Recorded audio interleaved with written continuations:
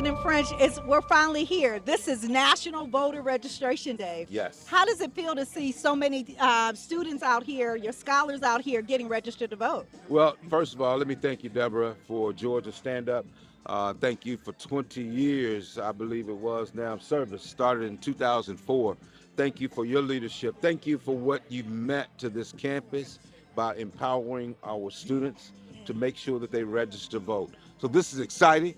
Thank you for coming back home. I know this is alma mater. This is where you found a way. I made one. So we're excited about the mission that we have with Georgia Stand Up partnering. I was in D.C. last week when you called me and said, Mr. President, we're going to be on campus on Tuesday. I was excited and looking forward to seeing you and all of these great volunteers. Oh, I'm excited too. You know, this reminds me of when I was in school.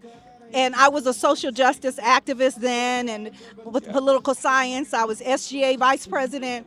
And so it's really full service for me.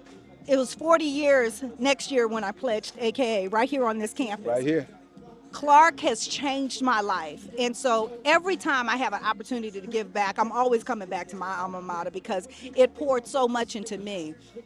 The phrase, we'll find a way or make one, is what we do every single day. And I always come back to that and saying that Clark taught me that when there's a no, that just means there's another way, that there's a hurdle that we have to jump over, but we have to keep pushing through. And that's what Clark Atlanta University does. It teaches students how to push through. There's going to be obstacles, there's going to be challenges, just like voting. There's obstacles, there's challenges, but our job is to make sure we get the job done. And we have to get the job done and vote this year. Why is voting so important as a HBCU institution? Well, I'm excited that you're here again because it's all about voting.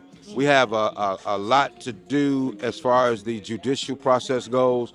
We know that each administration, they have so many judgeships, appointments that they make. However, the part that we can influence most readily is the voting process.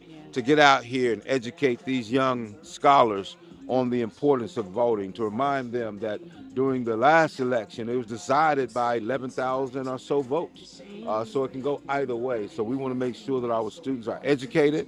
We want to make sure that they are registered. We want to make sure that they take responsibility for their individual tribes, for their family, not just you. But you need to make sure everyone in that household is registered and votes. And the whole family, that's right. That's right. And part of what we're trying to tell people is to vote early and not to mail their ballot, to go to the drop box. But also students, we want to make sure that students are registered and they have the proper ID, that they have the proper information. So we need them to check that early so that we can help them with any problems that they may have. And if they can't register here, we want to make sure that they're registered back at home. So there's still time. So that's why this is important. This is National Voter Registration Day, but we still have until October 7th to register to vote. So we want to find out if there are students that can't register here, that need to register at home, get them registered here and help them get their absentee ballot in time so that it counts. This election is one of the most consequential elections of our lifetime, but we say that all the time. But why is it this time? Why is this important to this institution?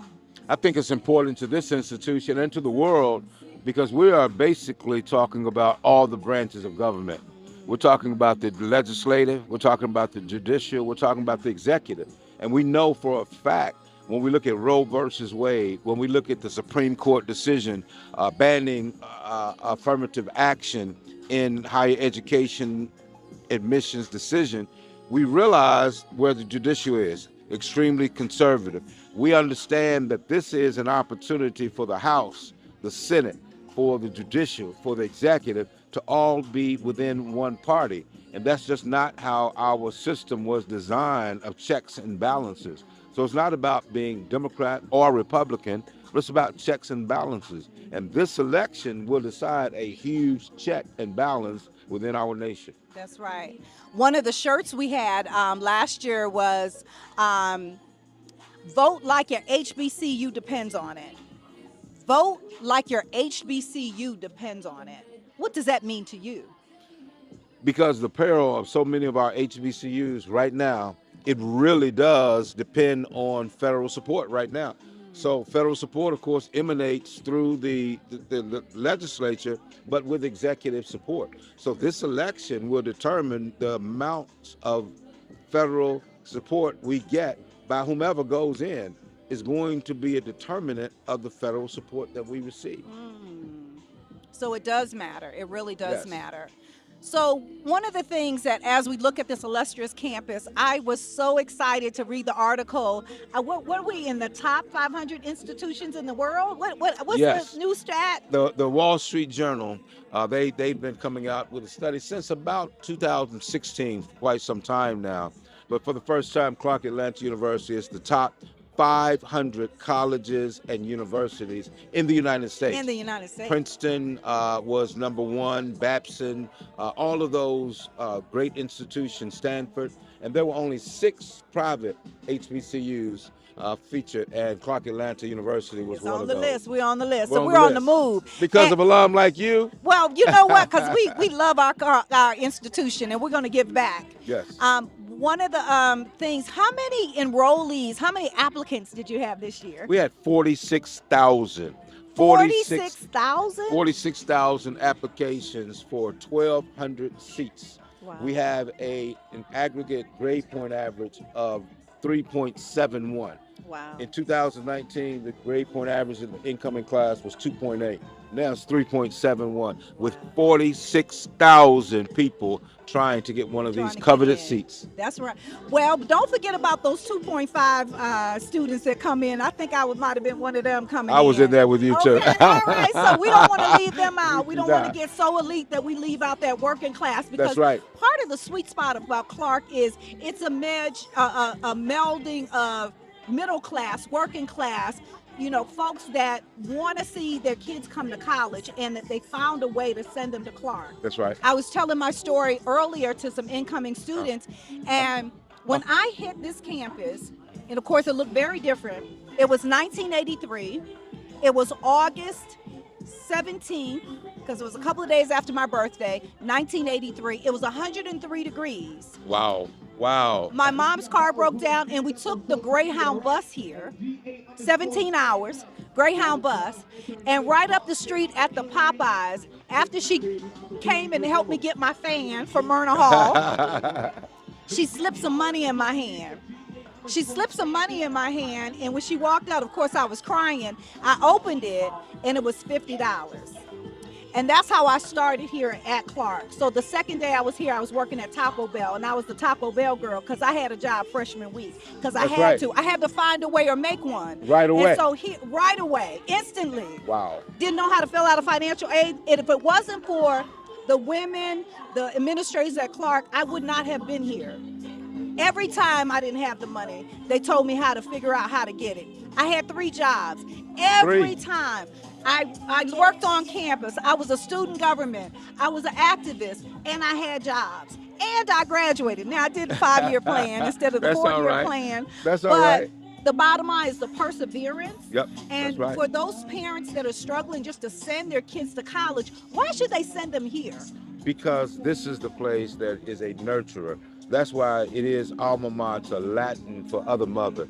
It's more than just about sound pedagogy. It's about family. It's about the transmission of culture. That's what education does. Again, pedagogy is fine, but the transmission of culture from one generation to the next is what you learn here. You learn what legacy is about. You learn what it means to walk on the same sacred ground the W.E.B. Du Bois walked, the James Weldon Johnson walked, okay, the Deborah Scott walked. To walk on these sacred grounds, it means that you're within a nurturing atmosphere of family, of the larger tribe, because we are the children of the diaspora, the larger tribe. And the ones that refuse to die. Oh, I we tell refuse. you. We refuse. We are the children of those that refuse to die. So we are here on Clark Atlanta University campus, kicking off National Voter National. Registration Day. That's No right. better place to be. I hear Melanie is on her way as well. Yes, that's right. Because it's time for alumni to come back home and give to this institution. So I'm challenging all the alumni to give to Clark Atlanta University. Come Come back back. for homecoming and come back and give 365 days a year. Whatever your profession is, there's a student that needs you. We need internships. Our students need internships. They need community service hours. Those Divine Nine, and I'm one of them. We need to give back, and we have to start right here at home. So when you're looking for a place to give, come back home. Clark Atlanta University is the way to go. They found a way. We found a way to make one, and we're here. We're here at Clark Atlanta University because of this illustrious institution. Thank you, my President sister. French, what is it that you want them to know? I want to just what you said. Alums, we need you to come back to embrace our students. We need you to come back, give back, not just of your treasures, but of your time and your talent.